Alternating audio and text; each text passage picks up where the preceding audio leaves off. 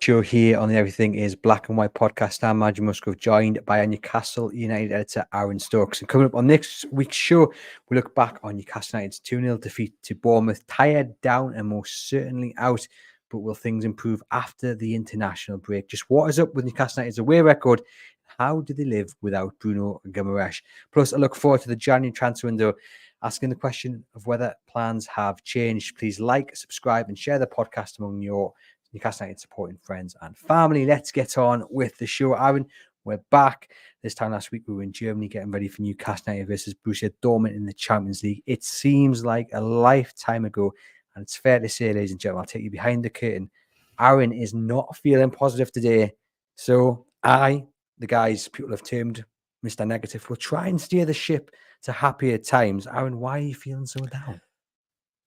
Maybe pre-international break fatigue that I'm suffering with. I think Newcastle United certainly are. I don't know, I just felt tired watching that performance on Saturday. The players looked shattered and I was exhausted watching them. So I thought, how do I want to spend my afternoon? As much as I love doing this podcast with you, I love talking to our loyal listeners and viewers in the comments, but I just think if there's anything I don't want to think about on Monday, it's Newcastle United's defeat at Bournemouth on Saturday. Yes, look, it wasn't a great performance by Newcastle United, but we're going to pick it apart. We're going to find out why it was so poor by Newcastle United standards. Hello to Roger. Hello to Geordie Tune for Life, watching live on YouTube. Thank you as always for tuning in. I have to say, I was in really good spirits coming into here. And then I saw you were checking your fantasy football league table. I came in to this studio. I came on to Monday morning naively thinking I was off the bottom of our league because I thought I had a brilliant weekend. And then you filled me in that I was actually bottoming quite substantially as well. Yeah, just to really drop you in it here, Andrew was actually celebrating. I think you were celebrating the right word. Celebrating the two Dominic Solanke goals because you brought him into your fantasy team, even though it meant Newcastle United remain seventh and have suffered quite a heavy defeat. You were taking a little bit of solace from that, weren't you? Yeah, I wasn't celebrating, but I had a feeling that Solanke might get the better of the defence. So if that's going to happen, I'm going to benefit from it, as it were. It didn't really help us, and I'm still bottom, but that's life. And how many points exactly am I behind you? About 169 the last time I checked. He's got something like, was it 680 points? And the rest. Goodness me. He clearly doesn't do anything outside of work other than pick his fantasy football team. So yes, Newcastle United 2-0 defeat to Bournemouth. Look, we have to rule out the reality of the situation, I guess. The schedule has clearly caught up with Newcastle United playing midweek, playing the weekend, and the injuries, missing 9 players through injury and 2 through suspension. It's unprecedented, some would say. Was it a defeat to Bournemouth somewhat inevitable? No, I don't think it was inevitable. And I'm probably going to contradict myself later in the show when we sort of argue back and forth as to whether the injuries can be used as an excuse. But I think on paper, that team should have been able to beat Bournemouth on paper. And I think going into the game, even though there was nothing on the bench really in terms of options, and yes, they were very, very stretched from the start 11, I still thought, if they can just muster up one last game before the break, I don't know if I was expecting a win, but I certainly wasn't expecting the manner of the performance I got. What I will say on the flip side is I thought Bournemouth played very well. Newcastle might have made it easy for them, but some of their moves going forward were brilliant. Solanke took his chance as well. They've got some really, really talented players, Bournemouth. But I think, Newcastle massively helped them on Saturday. Yeah, I mean, they didn't even have their 2 best players, Bournemouth, some would say. So to put in a performance as they did was something rather special. And I look at it and I was like you. I thought whatever team Newcastle United put out, they'd still have enough. I was well aware of the injuries and the suspension to Bruno and the impact that would have. But I predicted 3-0 in the podcast preview, which one fan did remind me about on Saturday evening when I was tweeting about the result. But I was confident, because Newcastle going down to the Vitality, it's been a really good stopping ground for them. And they should still have enough to beat a Bournemouth side that ships goals. I think it was 27 goals they'd conceded. Newcastle had scored 27 this season. So I don't apologise for feeling optimistic, despite the injuries and obviously the suspension to Bruno. Because I asked the question, and while the injuries and suspension are valid excuses, does that excuse such a poor showing from Newcastle United? Because they may have been tired. granted, and they may have been missing influential players, and they may be playing players out of position, but I don't know if that's a big enough. If those three elements are a big enough excuse to say, "Oh well, just write that one off," because the quality just wasn't there. But if those three things that you've just mentioned aren't an excuse, then what on earth would ever be an excuse? No, I'm saying There would that, never be any and I'm excuses. saying the valid excuses, but I think can you totally write off that performance? Can you totally just say, right, let's look at the reality situation, injury, suspension, tiredness, and just say, "Well, forget about it." Well, I don't think you should write it off, but I certainly think it lends a lot of weight as to why Saturday happened as it happened. Yes, look, I'm not going to, sugarcoat it. Newcastle United were very poor, and the team that they put out should have beat Bournemouth at their best. I thought they were poor going forward. They created nothing. They looked very, very leggy from the early days. I thought the defence did okay. Nick Pope and we're going to talk about. I thought that they held their own for a good chunk of the game. Didn't do enough going forward, but I just think not to write the game off, but if that Newcastle United performance had been put on by their full strength team, then it would be unacceptable. But when you've got for the second half and they're ending the game with Matt Ritchie right midfield, Gordon left midfield, and Ben Parkinson up front, of course they're not going to be as fluent as they Oh, are. and granted, like I say, I'm not, poo-pooing the excuses because they are very valid. But I'm just wondering what you think Eddie Howe will be doing when he looks back on this game.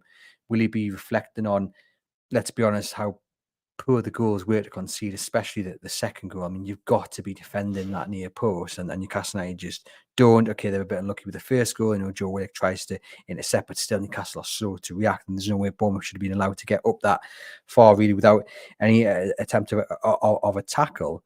So how will Eddie Howe be reflecting on the game, do you think? Just before I answer that, I wanna put the question back to you. I want to know, I've given my take on it. Why are you on the other side? Why are you?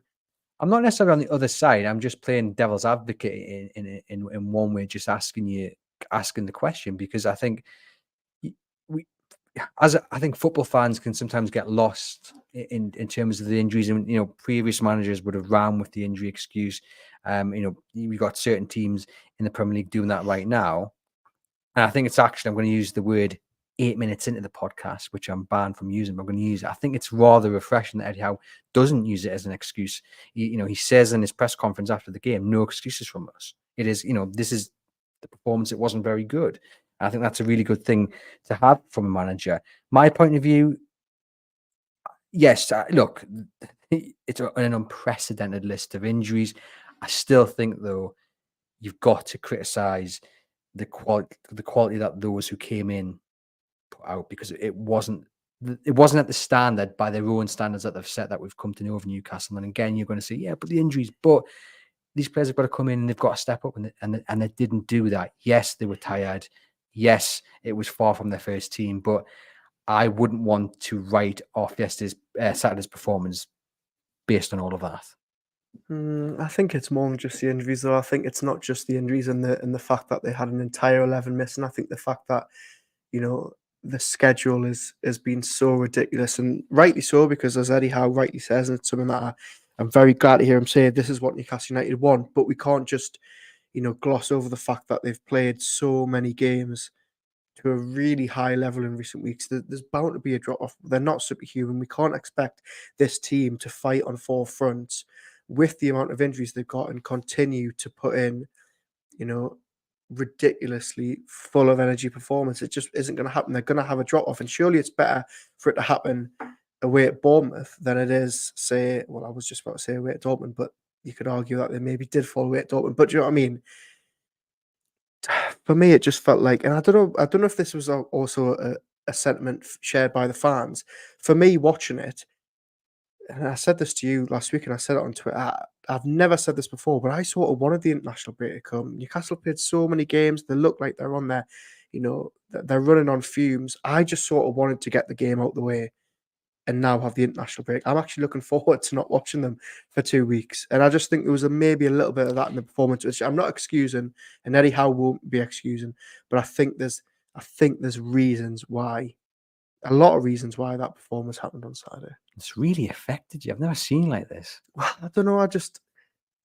I didn't want to come do the pod today because I just thought they did play so poorly Saturday. I was thinking, how do I really have to come and talk about that performance for an hour? But also, I don't know. I just think a lot of games. Maybe I've got a Dortmund hangover. Who knows? Maybe I'm just feeling a little bit fatigued myself. I don't know. I just think I get your point about the injuries, but I think when you add everything together, we can't be too harsh. Was it weird? Was the performance worse than you were expecting, Yeah. given everything Yeah. that we've just talked Yeah, about? 100%. I think that's what compounded my feelings Saturday night.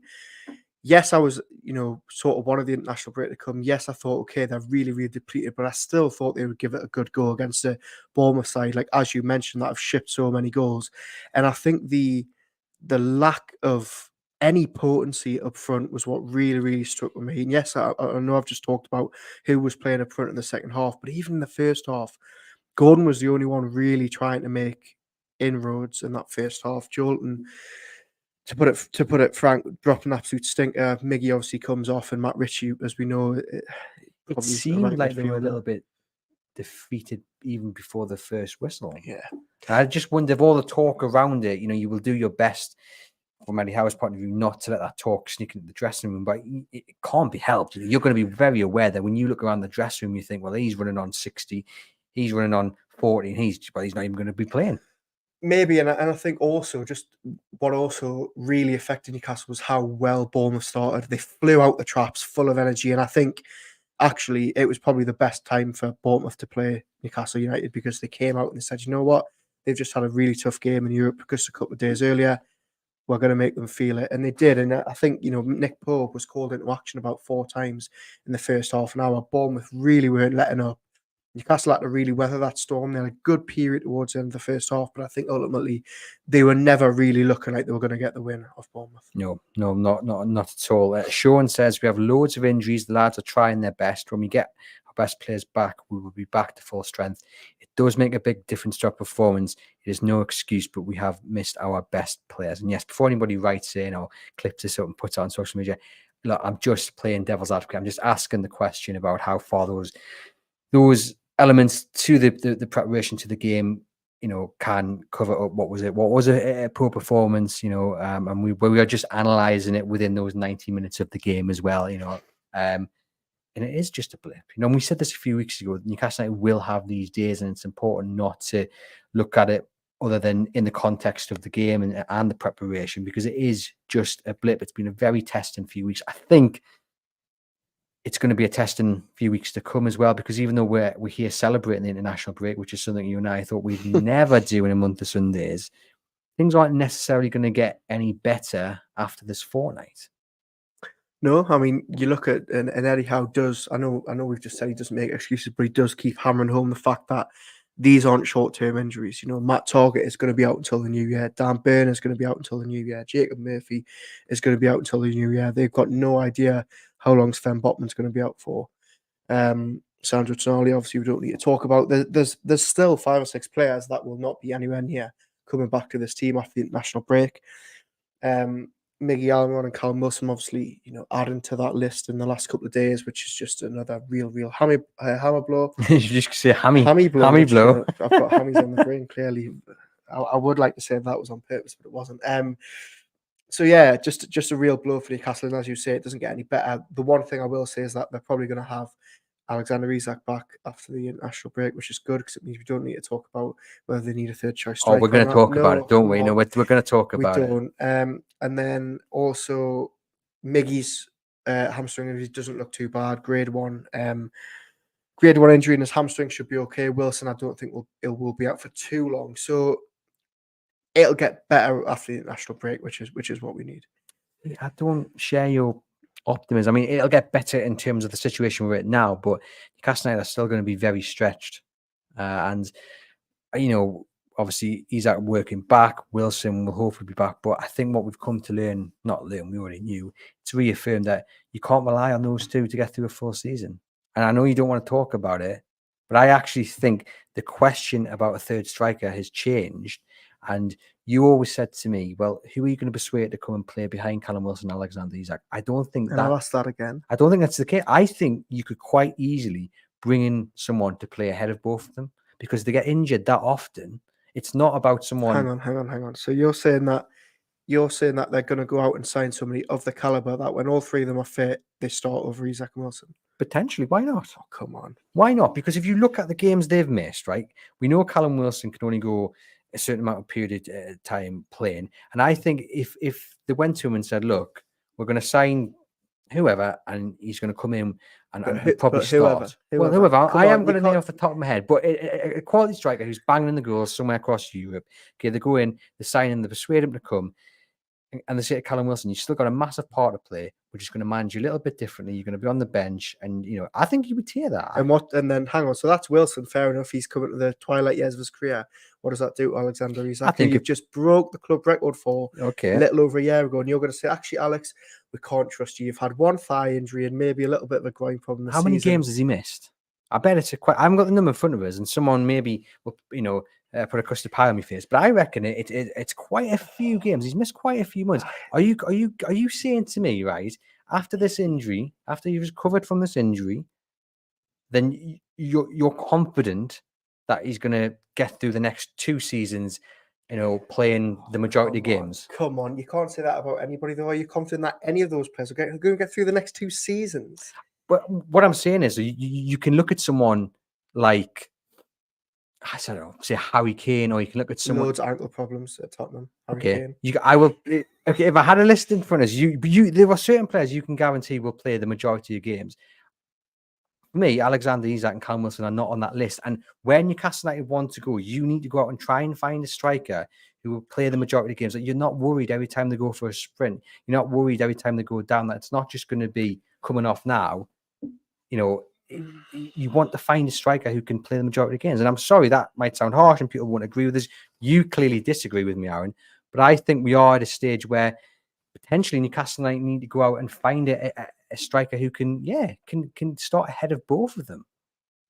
But I mean, only a couple of weeks ago on this podcast, we were both, as far as I'm aware, in agreement. It might just be me making the point that Alexander Isak's the second best striker in the Premier League behind Erling Haaland. I'm not doubting his talent. So who do you? This is the answer I want. Who do you get to come in? I mean, I could understand more if you were saying, okay, let's get a youngster in to play third choice and fill in when needed. But I can't understand. Why is it third choice though? When you have two strikers who unfortunately are so talented, they're so good to watch, but you can't guarantee them playing the majority of games. So is this a priority for you? Replacing the club record signing with another, what would essentially be another club record signing when they've got 2 left backs out, a centre midfield that still needs plug-in, doubts by some, not us, about the goalkeeper. Yeah, I think if not in January, it might be in the summer. I think if you don't go out and sign that kind of striker in January, then you will learn a lot more between January and the summer, and you may be in the same position we're at now, where you're looking at it and you're saying you've got 2 quality strikers, but we're worried that by the time you get to October and November, we'll be playing Anthony Gordon as the third man up top. As the third striker. I don't subscribe to it. I think. So you're confident that them 2 can get through the majority of the games? Yeah, I mean, Alexander Isak more than Callum Wilson. I think you're making it out as if Isak and Wilson are the same. They're not. Yes, Isak had a very bad thigh injury when he came. Yes, he struggled on and off this season with a groin problem, probably not helped by the fact that being stretched so much in other positions, and Isak's had to play through the pain. Look, if you want to put a bullet to my head and say we need a third choice striker, I'd say, okay, fair enough, whatever, but replacing Alexander Isak? Why? Because what you're saying to me is you go out and get a youngster, a third choice striker who will just fill in when needed, cup games or injury strikes again. I'm saying they don't need one as a priority, but if I had to say that, I would get a youngster in. But why? Why not aim higher? Why not go out and just buy a top quality striker that can properly rival these 2? Because honestly, I think it's a flip of a coin to whether both of them would make it through a full season. Okay, well, and if you come back to me with a list of names, then maybe it's a podcast for another day. But I just think if that's really where you think the priority lies, then I'm baffled. I think they need to get a 6 more than that. I think they need an upgrade on Miggy more than that. I think you could argue they need another centre back more than that. They need probably someone else in at left back. If Newcastle finished the January transfer window without a third striker, you'd be fine. Yeah, I'd be okay. And you'd be betting on those two, as And good as they are Gordon. to get through, Yeah, I think that's a massive gamble. I don't. I do. I think that's a huge gamble. I think Wilson, fair enough. We know he can probably only play half a season, but Alexander Isak, I think you're doing a disservice. I'm not saying that they're both the same in terms. No, I refute. No, I know you're not, but I think you're still doing. I a just disservice to think Isak. Isak to a point worries me that you can't always rely on him. Callum Wilson even more so. So getting a third choice young striker, and I think you do. I think you're shooting. You aim for the. I think you aim for the stars. Why not? Where Newcastle United want to be, you need to have another striker. But come on then, Mos. Who? Well, I haven't got a name on the top. Yeah, but you can't make this argument with such vigor and passion and not have any idea as to who. You can't just say they need to get someone better than Isak. I would say, they can go and get someone better than Bruno, but I don't know who because I haven't thought about it. Come on, who is better? Who comes in and plays over Isak and Wilson when they're all fully fit? Apart from Kane, Haaland, Lewandowski, who are never going to come. Thing is, it's that's not the entire argument, though, is it? When But fully I fit, need at least one name. I don't believe there can be. I don't. But they have been at different points of season fully fit. And now we're here. So somebody comes in fully fit. Who is better than Isak and Wilson, and who will start when all three are fit? Right, you have to come back to that. I don't want to have a silence in the pod, right? But my theory, without a name, I'm standing by 100%. Okay. And I also think if you don't want Newcastle United to go out and get a third striker, subscribing to your logic of it being a youngster who comes in, I think that's a huge. I think you're wrong, massively wrong. Well, that's fair enough. That's the beauty of this podcast that we don't agree sometimes. But I just think, and look, I'll hold my hands up, and I've been banging the drum that they didn't need it as a priority, and I will admit that Gordon hasn't performed through the middle as well as I hoped he would, as well as he did in the summer. But I still don't think it's a priority when you look at that team. Interesting. Just run me through the priorities you think are in January. In Jan, I think they need another centre midfielder to at least cover Tonali. I think they need another centre back, and I think they need, not necessarily in January, but I think in the next couple of windows, and I think they need an upgrade at right midfield. Someone else at centre back, maybe a new. So just stretch that out the next couple of windows. No, but I'm not saying these are priorities in January, but I'm saying if you're asking me where in this team does the priority lie, then it's right midfield, it's centre midfield, and it's centre back, and then maybe fourth or fifth down the list. So far down that, I'm not going to really lose any sleep over it. Then it's another striker. Interesting. And I just want to point out that I make this argument, which I stand by my point 100%. I make it with a massive degree of regret and frustration because I'd love nothing more to be sitting here and saying this time next season, Wilson and Isak would have played the majority of games, rotation, and I don't have any concerns about their injuries. Well, we can come back to it next summer, and we'll see from this point how many games they played. And I bet you Alexander Isak plays the lion's share of them. And do you know what? I hope that I'm proved wrong because I do think they're two absolute quality strikers, and we've been. But Newcastle could go and get someone better than them. Better than someone who just plays more games. We'll get on the same level then. Okay. Let me know in the comments what you think, because quite clearly we are not going to agree. Nick Pope, you mentioned before we got into a little bit of a disagreement there. Newcastle United's man of the match without question. Mm-hmm. I mean, without him, it could have been 7-0. You told me they were your actual words. Yeah. I don't think anyone watching or listening will disagree. Bournemouth just had more energy. They seemed to want it more, and defensively, Newcastle United were short. And Nick Pope really did save them from being embarrassed. Yeah, he did. First half, I thought he was absolutely fantastic, really commanding of the area, which sometimes he's been, that part of his game has let him down. Very, very, some huge saves. And as I say, I think he kept Newcastle United in it. I think on another day, maybe not 7, but I think it could have easily been a 4 or 5-0 job on another day if Bournemouth have had their shooting boots on. And I think, look, we were just having a little conversation about this off air with one of our colleagues. What on earth has Nick Pope done to Gareth Southgate?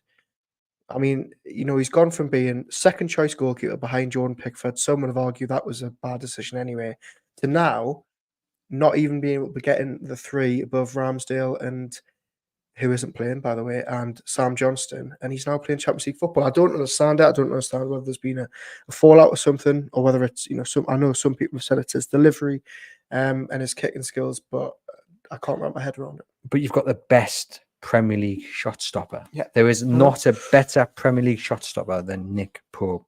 You know, if he is the man who's going to stop someone one-on-one, then I'm backing him every single time.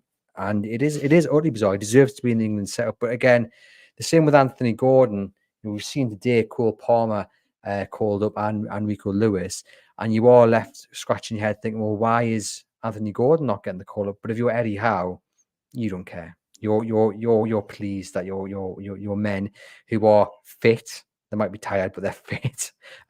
Walking wounded might be a better description, that they're going to be able to fly off to some sunny climbs and just enjoy the next couple of weeks. Well, I'm literally halfway through writing a piece about this, and about how, you know, Southgate again has snubbed the chance to call up Anthony Gordon, Sean Longstaff, not just once, but twice, obviously, with three players, Dunk, Wilson and Maddison withdrawing.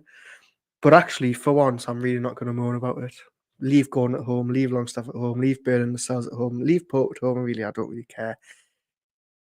I just don't want them any more injuries, so let them go. What do you think he's thinking, though, when he sees Rico Lewis and Cole Palmer getting called up?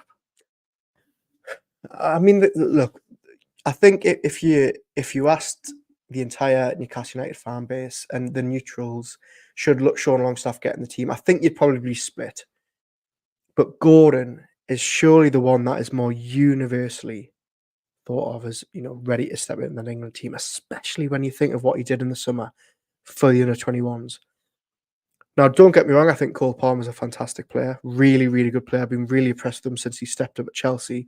He could have been the man to come in and replace Miguel Almiron. As the founder of the Miguel Almiron fan club, if someone had said Cole Palmer arriving... You were banging that drum in the summer as well, weren't you? You said they could have done a lot worse. It looks a bargain. It looks a bargain as well. And it wasn't cheap, to be fair, for Chelsea, but he's making a mockery of the price tag. Rico Lewis, look, very, very good player, talented player, very versatile, but... Yes, he's playing regularly for City now at a young age, but has he done enough to get in above Gordon? I don't know. But maybe, as I say... Maybe Gordon's just too tall. Yeah, maybe he just likes the short one. I don't know. But look, this time around, I think, given where Newcastle United are at with their injuries and their ailments, I think, you know, is it the worst thing in the world? No. You know, let Kieran Trippier go. Hopefully he just plays one of the two games, if that. And then, you know, we just get the other lads wrapped up in cotton wool. Well, I've seen a few questions from people asking, would you rather Kieran Trippier ring Gareth Southgate up and just go, boss, I need to sit this one out? I mean, that's not in his personality. He's not going to do that. But would you have liked to have seen Kieran Trippier just sit this one out? Yeah, of course I would. And I think he's looked a little bit off the pace during matches recently. I think he looked a very, very tired man after the game on Saturday, when he maybe got caught up in a little spot that he wouldn't have if he was a little less jaded. So, I mean, yeah, look, it's not in his nature, but you've only got to hope that maybe with Kyle Walker in there and Rico Lewis in there, that Southgate's got other options at fullback, and Trippier doesn't need to be used the 2 games. I mean, it's Malta and Macedonia. Doesn't need to be used anyway. No, he might not get many minutes. On that altercation against with the fan at full time, the fan has apologised, and I think that's how you leave that there. But just your general thoughts on it. I mean, it was quite interesting to watch the video, and Kieran Trippier says, I've not just given at all. And that's what I will say to anyone who thinks we're being overly critical, or that I'm being overly critical. I'm not doubting the commitment and effort of the lads on Saturday. I think they did get the role. They're clearly very tired. Mm-hmm. But I also think it's one thing to criticise, and obviously from what you can hear from the fan, he seems to have criticised Jeff. I think that's wrong. But I think you can still be critical of a performance. But what did you make of, in general, of the altercation? Look, I think we've been fans. We've no doubt been in away ends where we've seen really bad performances after long trips. You know that sometimes it can get a little bit heated, which I imagine it probably did for a few of them. I think it was very telling afterwards, though, that everybody was on Trippier's side, and I think the general consensus was, how can you criticise the lads after that, given, as Trippier said, how many injuries they've got, the fact that they were still trying to run themselves into the ground. Uncharacteristic from Trippier, I thought, to react like that. He's usually, the calm head, and usually it's him pulling Joelinton away from those situations rather than vice versa. But as I said, I think he's just a very tired man who's probably running on fumes. He's played a lot of games in a short period of time. He'll be more than anyone disappointed with the manner of the result and performance on Saturday. Good to see the fans turn around and apologise. Good to see that. It looks like the matter's squashed. I thought Howe and Trippier especially in their post-match interviews handled it very well. Trippier came out straight away and played it down. It was nothing more than, just a choice word, sort of spatter words, and we move on. But yeah, as I said, I was surprised when I saw it was Trippier, because usually he's the calm one in the group. Yeah, isn't he? it's probably a sign of both sides just being really tired after the last couple of weeks. Absolutely.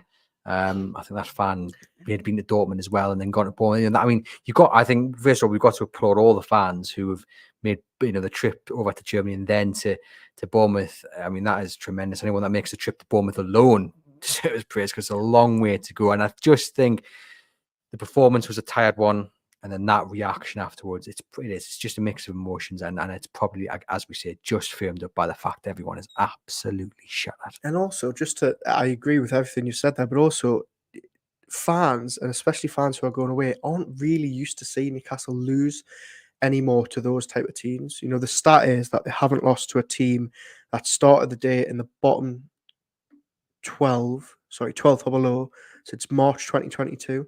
They don't lose to these lesser teams, and I think so often, we take for granted how little they actually lose in the grand scheme of things under Howe. And I think maybe that's played a bit of it, because how often have we seen a performance like that on the road in recent seasons? They don't happen very often. I know we've already went over why it happened or how it happened, but sometimes you just got to remember that these performances do happen. Eddie Howe's team are brilliant, but they're not superhuman.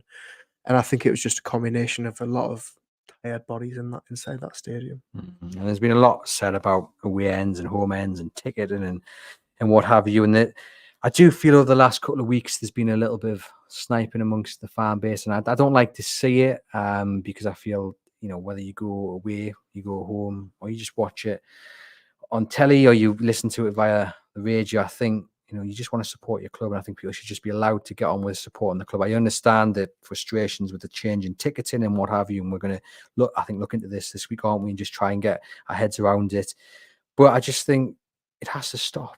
And I don't want to, I have people say stop telling us what to do. I just think everyone just needs to start to pull it together again, and just, no fan is better than any other fan. The clue's in the name, Newcastle United, and we just need to start as a fan base, just be nice to each other. That's what you tweeted, didn't you, at the weekend? I thought you put it very well on Twitter, where you sort of said, stop the sniping, we're all together. And I think, look, like I said, I'm usually full of energy for these podcasts. I enjoy coming in. I enjoy speaking to the fans. I enjoy speaking to you.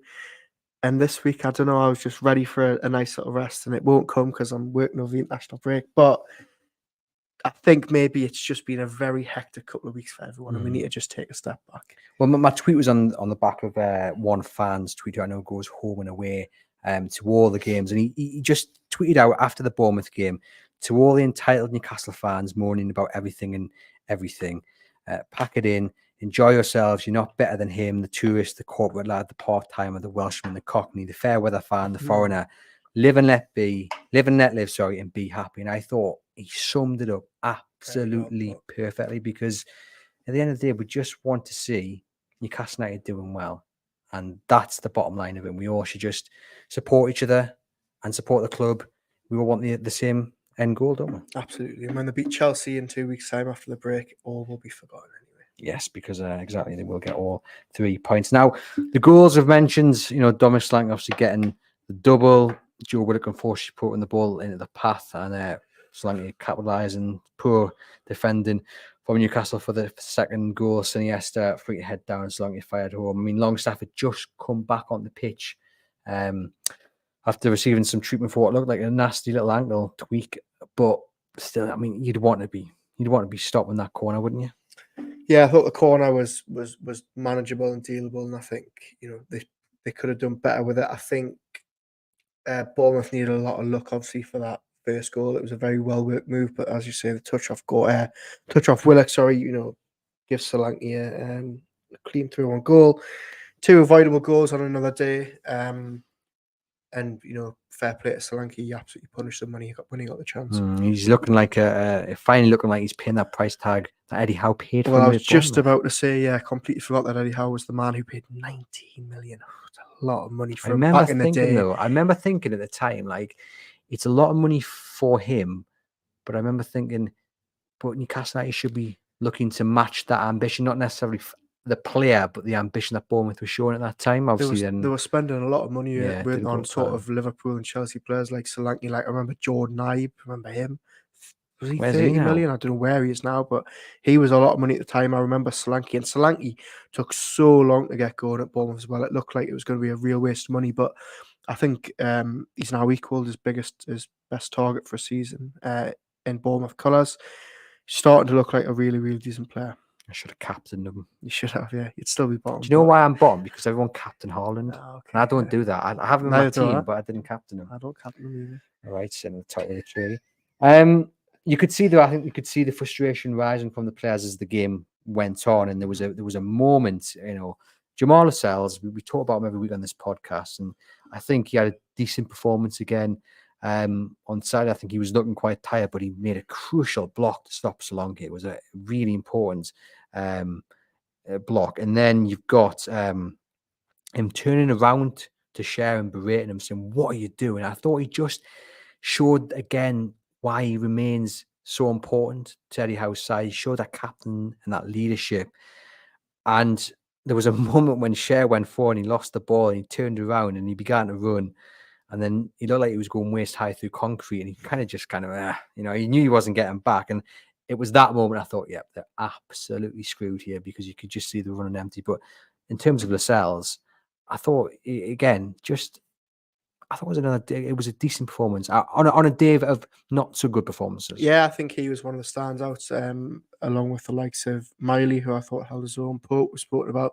I actually thought Cher did okay at points as well. I know there was a couple of moments as well, maybe lapsed in concentration. It really begs the question, and I think I know the answer if we put it to the comments, but does Botman walk straight back into this team? Well, Botman isn't likely to be back, I don't think, is he? But when he, I mean, it it looks like the club don't even know when. I know he's been in so we Holland. could be asking this question for the next few months. We could, and look, if Lascelles, the mighty win in the comments here saying man of the match by a mile. How many times has he won man of the match in the last 6 weeks? Jamal Lascelles, he must be getting close to double figures. So, look, it's as we said last week and the week before, it's massively eased the burden on how needing Botman and Cher fit at the same time. Yeah, I don't think we need to answer that question for many months, if I'm being totally honest, by the sounds of things. Truel says, I do not want us to buy Solanke. We need better than him. Just to be clear, when I said match the ambition I was talking about under Mike Ashley, I don't think, despite our arguments earlier in the show, Solanke is not the man. He's not the man. No, okay. No. If we're going to go down that avenue, obviously it has to be someone of top quality, and that okay, let's move on. War Dominic. Decent performance by Lascelles. As you mentioned there, real positive Lewis Miley, looking right at home. 88% success rate when it come to passing, the highest out of anyone. 17 years of age. He's got a big future ahead of him. Yeah, I think like a lot of fans were keeping an eye on him on Saturday, just seeing how he did. And I think actually he was quite unlucky to be replaced by Ben Parkinson in the second half when Eddie Howe started ringing the changes, because as you said, he looked at home, he looked comfortable, he looked composed on the ball, he wasn't shying away from the ball. Big imposing presence, despite the fact he's only 17. Yes, the result didn't go the way he wanted, and yes, he didn't maybe catch the eye for the neutrals, but I think Newcastle United fans watching were very, very pleased with what they saw. And also, just on that point, I think it was very, very good to see how finally give Parkinson a chance. Very, very tough circumstances for him to come in that game. 18 years old, playing through the middle with, as I've said, Richie to the side of him. It's probably the front three that we won't see again this season. But we said it last week on the pod, didn't we? Why isn't Howe giving these players a chance? And, why didn't he give them a chance at Man U when they're 3-0 up? Well, he's done the opposite now and sort of thrown Parkinson on when they were 1-0 down. He couldn't change the game, but it was hearing him speak after, it was a very, very proud moment for him as well. So I think those two are the ones to watch between now and the end of the season. It is also the reaffirming kind of the troubles Newcastle have in that area, though, doesn't it? Because Parkinson himself is used to playing out on the left as an attacker. Yeah, potentially, yeah. I think he had to switch it up. I know he played Gordon through the middle in the first half and then, moved him out. Joe was having no luck at all either through the middle or on the left. Honestly, I know we always praise him for his 8 and 9 out of 10 performance every week. But I thought it was a real stinker this week from him. And as a colleague said to me this morning, when Jolton plays bad, you notice, and he absolutely stinks up the gaff, and he did on Saturday. Couldn't have put it better, Saf. Now, we've talked about the injuries, and obviously Miggy picked up an injury. I've just got the words "good Lord" in capitals written down here because there's now 10 players out for injury. We're not going to go over ground we've just covered. One thing I do want to mention, though, is the incident that should have been a penalty. I'm not even going to say could have been a penalty. Should have been a penalty. Miguel Almiron's shirt being pulled, tugged. Did he even get looked at by VAR in the box? It wasn't a penalty for me. You don't think it was? No. But actually, this question might backfire. Actually, Erling Haaland getting a penalty yesterday in that Chelsea game. Didn't see it. Okay, didn't see it. So the question has totally backfired. I'm sure you guys watching and listening will have seen it, and it was the tamest of tugs on the shirt by Cucurella. Mm-hmm. And the referee gives a penalty, but in the world of VAR and soft decisions, the letter of the law says it's a penalty. I do not understand why that incident, Miguel Almiron running down the right towards the byline, can't remember who the defender was. Lloyd Kelly. That was going to be my guess, believe it or not. It was. You don't believe it, but it was. No, I do. I don't understand how it's not a penalty. It's not a penalty for me. It would have been very, very soft. How If we're giving penalties for that, come on. No, but again, as I say, in terms of what I think a penalty is, it's not. But in terms of what VAR and what seemingly is the bar being set by officials. But is that not a good thing, though, that they're not giving penalties for that? You've just moaned that it was given for Haaland. Surely, I know. I mean, it's a Newcastle United supporting podcast. If you see the comparison, though, I mean, look, I've seen a lot of people on Twitter, and I'm probably going to get pelted for saying that I don't think it's a penalty. But I've seen the still on Twitter, and everything looks worse when it's a still. And yes, the shirt was getting pulled, but I don't even think, did Miggy even appeal for it? It was 6-1, half doesn't either. That wasn't a penalty for me. Really, I thought you would come in and say it was a penalty. No, I really didn't, and I think he pulls his shirt off his back. It's been really winding me up, the fact that people have been like screen grabbing that and saying it should be a penalty. It made it look, that grab makes it look a lot worse than it was. And I know I'm going to get pellets for it, but that if that's a penalty, the game has officially well and truly gone. I'll stop watching the game of football. Wowza, I did not see that one coming. Okay. Full of surprises, me. Oh, God. Okay. There's going to be a lot of screen grabs from this podcast. But look, everything, I mean, that probably wouldn't change the outcome of the game. Bournemouth just had more energy, and we're just up for it much more than Newcastle United were. Eddie Howe, though, despite everything we've talked about already in the show, is not making any excuses. And as I said, I absolutely love that. Yeah. He's not complaining about VAR. He's not complaining about injuries. He's not complaining about the schedule. He's just getting on with it. Yeah, he is. And I think a lot of former managers, one in particular, would be using the current injury predicament to, as you say, make excuses and maybe sugarcoat the fact or the results, but Eddie Howe won't do that. As he says, and it's something that we keep talking about, he's relishing the fact that they've got so many games, and this is just a byproduct of it, having so many out. We just need to hope that after the break, 3 or 4 of them are back. Fingers crossed. Les says she agrees with me. It's a penalty. Roger says that he's with you, Aaron, on the penalty. Good man, Roger. So there we go. We've had the disagreements are getting into the comments, sneaking out from the studio and into the comments. Now, one of the things, well, 2 actual things to take away from the game, which we do really have to talk about longer term. First off, is Newcastle United's form on the road, because they've only beaten Sheffield United on the road this season. They've lost 3 and drawn 2, and I think last season they only lost 3, if I'm not mistaken. It's not working. For whatever reason, it's not working. I'll get your views to why. But Eddie Howe was asked about it in his press conference after the game, and this is what he had to say. Yeah, I think so. I think well aware of our away record probably not being what we would like it to be. I think we've been a little bit unfortunate. The couple of draws at West Ham and Wolves maybe give an unfair reflection on some of our performances, but yeah, I think go away from home. They're very difficult games. Today was a difficult game. I have to credit Bournemouth. I thought they played very well, but that's certainly something we reflect on. So there we have it. Eddie Howe aware, but he says that they've been unfortunate. Do you subscribe to his notion on that? Yeah, I do, because I think without wanting to go over the old ground, obviously they've been unfortunate with the illness, but also they've, as he said there, West Ham on another day they should have won. Very late goal that conceded from Mohamed Kudus. Wolves really, they should have seen that game out, and I think they would have if they'd had, their full squad there. Throw in the fact that also the travelling that they've had. I mean, going from Dortmund after a really, really bruising result to then going, as far as you can go in the Premier League down to South Coast won't have been easy. And also, look, Bournemouth were very, very good and deserving of the win Saturday. Brighton was the other away game that they got beaten. Again, Newcastle didn't really deserve anything from that. Is it an issue? Is it something that's worrying you? Oh, it is. Yeah, Really? it is, because we know how strong they are at home. Will a blip come at some point? Potentially. And then you look around and think, well, they've got to start picking up points on the road. It's always interesting, because my answer to this will always go back to, well, what is the ambition this season? And if it is to be in the top 4, top 5, you've got to be picking up wins on the road, and especially against teams like Bournemouth and like Wolves.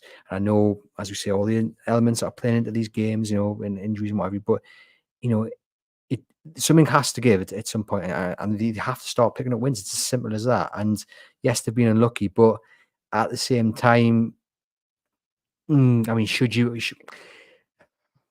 unlucky, or I'm more frustrated at the West Ham and Wolves performances than anything.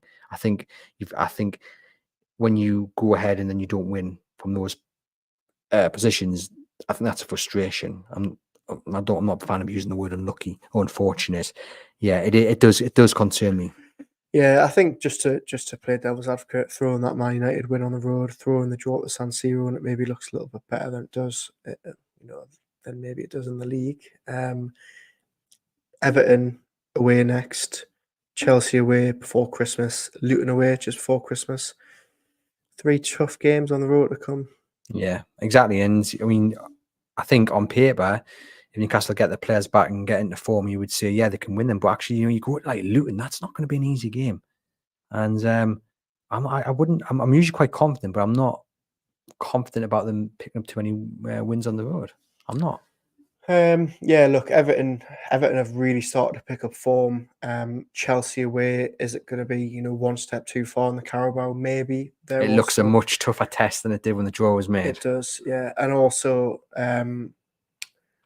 Luton away, a really, really weird one. First time a lot of these fans will have been in that ground, a really weird place to go at Kenilworth Road.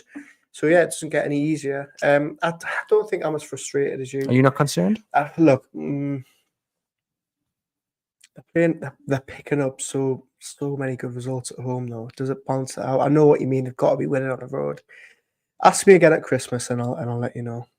A different version of Aaron Stokes sitting on the fence there, ladies and gents, coming with a bit of jingle bells in the background. This plays into the fact that Newcastle United, since Bruno has made his full Premier League debut, have failed to win any of the 8 games he's missed. And that is also a big concern. It shows you how influential he is. It shows you how important he is, and there's no doubt in that. Fully fit, not suspended, he's in that side. We know he didn't have the best starts to the season, but in recent weeks he's been back to his best. But can that go on?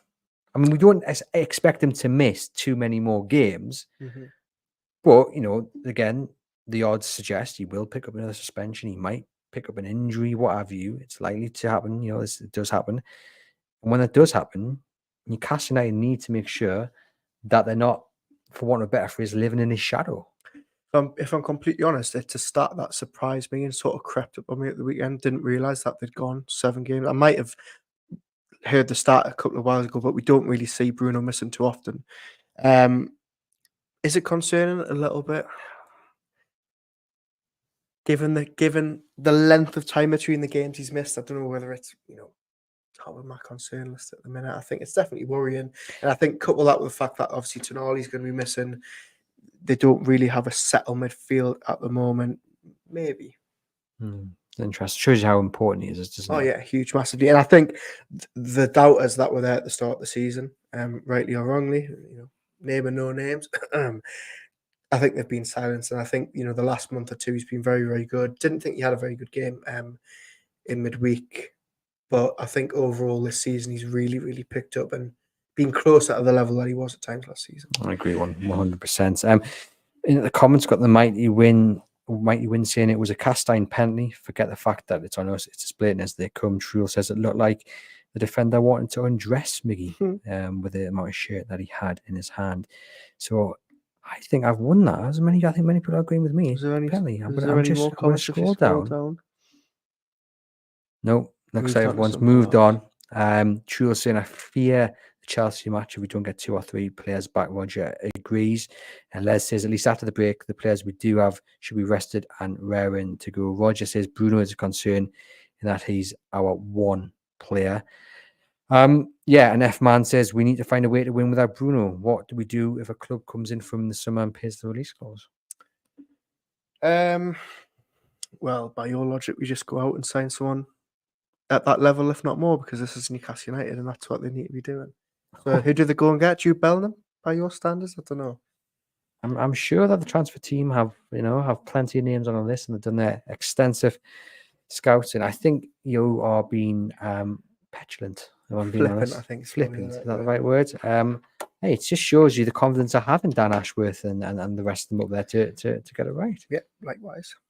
And just on the transfer window, I mean, we've talked about the strikers and we've talked about your priorities. Do you think things have changed because of obviously the ban at Tonali, but the injuries that they are picking up? Because a lot of these are long term.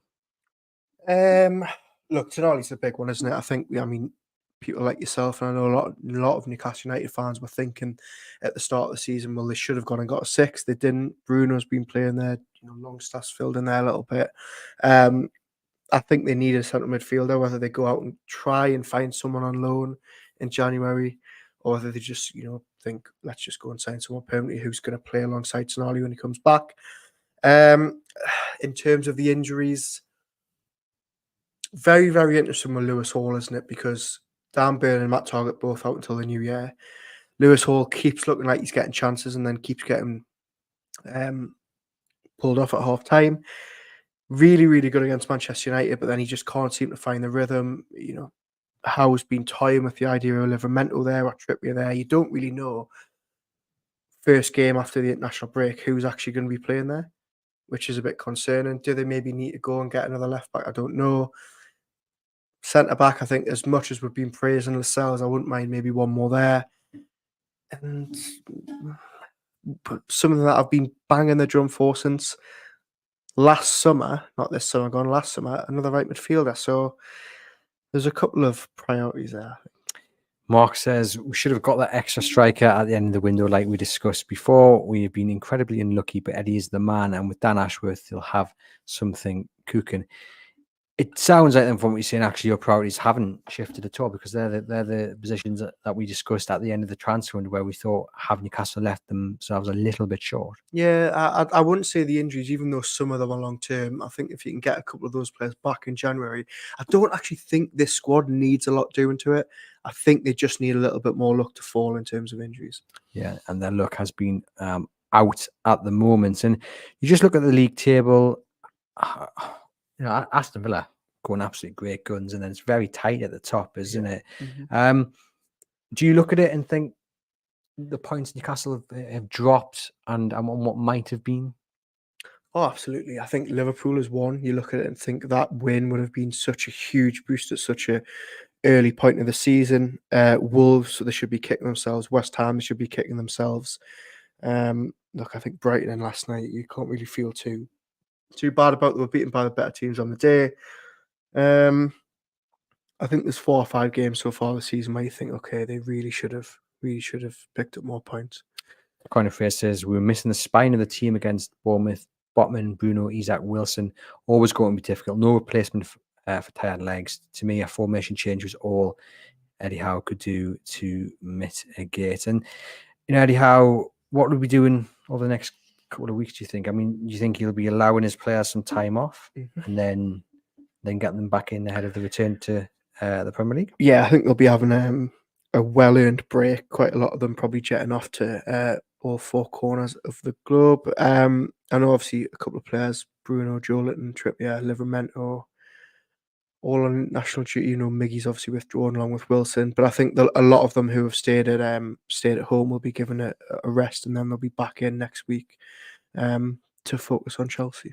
Anthony says we still have to remember we're 2 years into a massive project. We are a year or two ahead of schedule in terms of our squad depth, which is again is a very good point. But that squad depth is definitely getting stretched, isn't it? Yeah, absolutely. And I don't think you can account for it. I mean, we can talk all day about, do they have enough? But actually, when the 11 players that are out at the minute are fit, they've got more than enough. So, as I say, I think they've just been very, very unlucky. And an interesting one here from Warren. Liverpool are in Europe. They do not look tired. Villa the same. Arsenal the same. Is it down to our intensity and style of play? Shouldn't we have planned better in the summer then? Look, I don't think they should have planned better. Yes, we can maybe talk about could they've maybe got one more here, but I think overall their planning was good. And as I've just said, if the 11 players that were missing, or even just 3 or 4 of them were missing, and the other 7 or 8 are back, Newcastle United would probably have enough, in my eyes, I think. In terms of other teams not looking tired, I think it's a very, very good point about the style of play. I don't think you'll find a more ferocious press in the Premier League than Eddie Howe's Newcastle, which is obviously going to take its toll. And I think we've seen it take its toll, and you never see Eddie Howe change that. They never sit with a low block and soak up pressure until maybe the last 5 minutes of games. So naturally, it will have played a part, but at the same time, Eddie Howe won't be changing that identity. I don't think they're suffering from too many injuries either. Liverpool Yeah. and I know Arsenal got a few out, but Liverpool and Villa seem to be doing all right. Geordie Tune for Life says instead of buying a striker, how about a number 10 who creates and scores goals? Yes, a formation change. Well, I tell you what, I don't think many Newcastle United fans were saying it in the summer when he went, but James Maddison's looking like the one that's got away. He's out till January now, doesn't he? True, yeah. But So before his injury, he was looking like the one he got away. he also adds Phillips on loan as a 6 would do the job. Please stay away from that, please. We're going to get on to the trivia now because, even though Aaron doesn't want to be here and he doesn't want to talk about Newcastle getting beat off Bournemouth, we couldn't leave the episode without some trivia. So, last time Bournemouth beat Newcastle at the Vitality in the Premier League was the 4th of November 2017. So a long while ago, 6 years ago. Last minute winner from Steve Cook. Newcastle had then gone 8 unbeaten until Saturday gone. Can you name the starting lineup from that day for Newcastle United? Sorry, what was the date? The 4th of November 2017. Okay, so we're in rapper territory, right? We'll go Rob Elliott and net. Yeah, current Gateshead manager. That a good result, didn't it? Did they? I'm sure they did. Good. We'll go with right back. No, sorry, we'll go centre back. We'll go Mbemba. No. Clark. Nope. Bloody hell. Cher. Nope. Fernandez. Nope. Bloody hell. 2017. You got Lascelles. Lascelles is one man, and the other fella seemed to wind up an ex-Chelsea defender the other day. You probably would have seen it on social media. I'm sure he used to play for Chelsea. No, Anyway, I don't know who that is. Florian Lejeune. Lejeune, okay, yeah, would have completely forgot he existed. Right back, we'll go with who on earth was right back 2017? It wasn't. Yeah, might have left, hadn't he? He left, so it was. He could do well. He could run fast. Couldn't really do much else, but he could run fast as kid. That was his attribute. Yedlin, sorry. DeAndre Yedlin. Left back, we'll go Paul Dummett. Nope. He's still at the club though. He's still at the club. This left back. Matt Ritchie. Nope. I love how you were so committed to that as well. Um, Matt Ritchie is in the side, but he's in midfield. So yeah, I'll give you that one. But he's not the left back. This guy has caused a couple of arguments between us two on this podcast. oh, Mankiw. Yeah. Oh, okay. Left That's back. not fair. He's a right back. Richie. So Richie left Richie wing. left, yeah. We'll go with Perez, No. Gale Dwight Gale up top. on his own. No. Mitrovic, One of You's top marksmen. Joselu. Yeah. On the right, we'll go with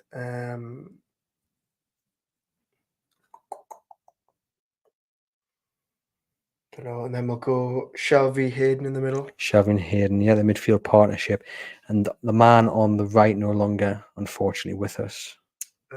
Christian Atsu. Yeah, died in tragic circumstances. But that is the starting 11 from the last time before Saturday that God, Bournemouth beat that is a Newcastle United. bleak 11, by the way. Rob Elliott and Joselu aside, that's a bleak 11. Joselu aside. Jay, don't write off Jamal Lascelles. Rob Elliott in goal. Jamal Lascelles, Florian Lejeune in the centre. Mancro and Yedlin right back, left back. Isaac Hayden and Shelby in the middle. Christian Atsu and Matt Ritchie on the flanks. Dwight Gale and Joselu up top. And yeah, I mean, Florian Lejeune, could he? When he was still at Newcastle? No. What, do a job? Do a job? No, but you've just got could this spray a weird pass, thing couldn't about he? you've got this weird thing about bringing players back to do a job. It was Perez at the summer, and now it's Lejeune. I tell you what, right? Perez to fill a gap, and by your logic, Oh he'd my fill a gap, God, wouldn't he? Right no. now, Ben Parkinson or Iosi Perez. Oh, look at that! I think it's time to laugh at the He doesn't want to answer that because he knows what the answer would be. He knows it would be Iosi Perez. It wouldn't. It would be Ben Parkinson. There you go then. Vote of confidence for the young lads. This has been the Everything is Black and White podcast. We hope you guys have enjoyed it. Please share it amongst your Newcastle United supporting friends and family. Leave us a comment, leave us a review, leave us a rating. We appreciate your support as always. Head over to chroniclelive.co.uk for all the latest Newcastle United news. And for myself and Aaron, we'll see you guys very soon.